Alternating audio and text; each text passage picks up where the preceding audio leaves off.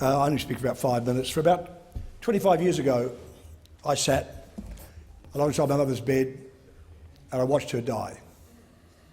She was under palliative care.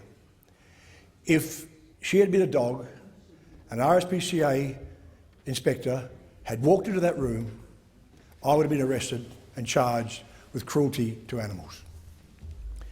She weighed about 30 kilos, if that, 25 kilos, looked like a Biafran refugee. And I think this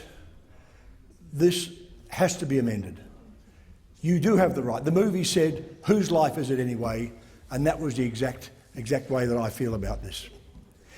The original attempts by the Liberal government, successful attempts, to meddle in the affairs of the Northern Territory government and the ACT and Norfolk Island. That bill was introduced by Kevin Andrews, but it had Prime Minister Howard's grubby fingerprints all over it. It was done to stop Philip Nitschke, who's campaigned for decades over this, and I've supported him for about 30 years. You do have the right to die. Some people get offended by the term voluntary euthanasia. They prefer to say dying with dignity, and I can see the merit in that. Last year I attended the Victorian government's upper house investigation and committee hearing into dying with dignity, and their legislation could be the first state in Australia to bring in some form of making it legal. You've got Dr. Rodney Syme in Melbourne, who has challenged the police and the government to charge him. He has admitted he has helped people die.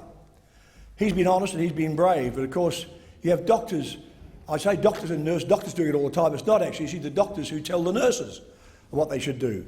And they tell people to say goodbye and then they sort of nudge, nudge, wink, wink, go home, and mum or dad dies somehow mysteriously through the night. This has to be changed because even the Victorian law will come in, I think, even it is too restrictive.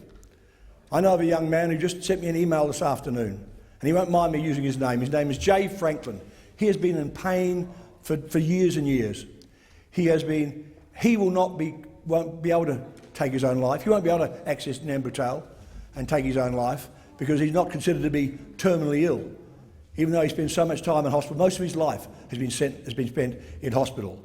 And that's why that rule is too restrictive. But just to start it step by step, if we can repeal the Norfolk Island, the Northern Territory and the ACT, that restriction, that will be a start. The danger here, because this should be national legislation, the danger here, and as Premier Dan Andrews has raised this issue in Victoria, the danger here is that they'll become sort of like a suicide tourism state, to put it very crudely and very bluntly.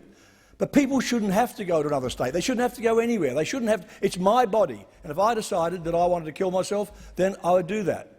Now, about 5-6 years ago, I was diagnosed with terminal cancer. And I was told by the doctors I would be dead within 12 months unless I could get a liver transplant. Luckily, I did get one. I'm very close to dying before that. I've held my old liver in my hand, and I asked the pathologist how long he thought. I said, do you see many as bad as that? And he said, usually at autopsies. I said, well, okay, how long do you reckon I had?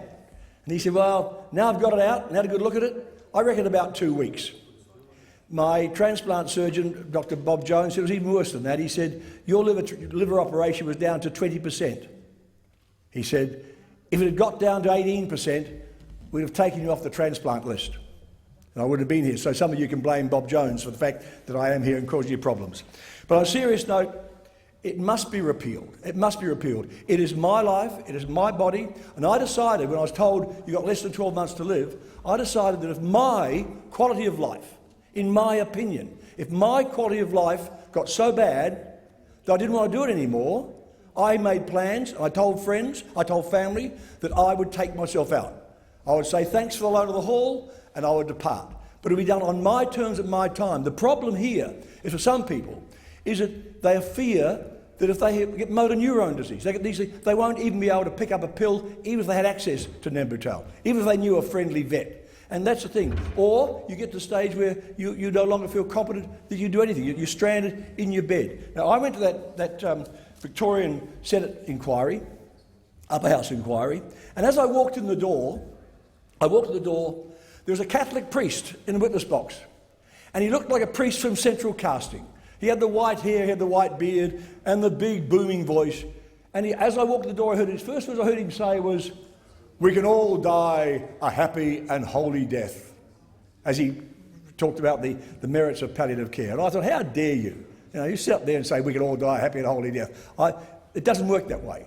My poor mother was lying there.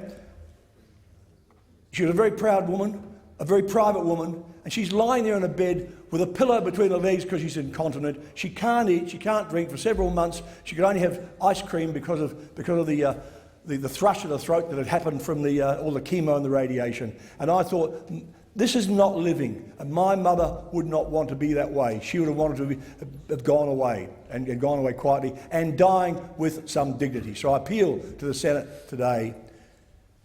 It's not your business. It's not your business.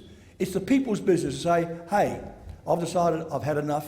I can't take it anymore, and I'm going to leave this. Shuck off these mortal coils, this mortal coil, as they say. So I would put my penneth in here and just say that we should consider this very seriously. This should go from the three territories, and also it should be a national new Dying with Dignity bill. Thank you.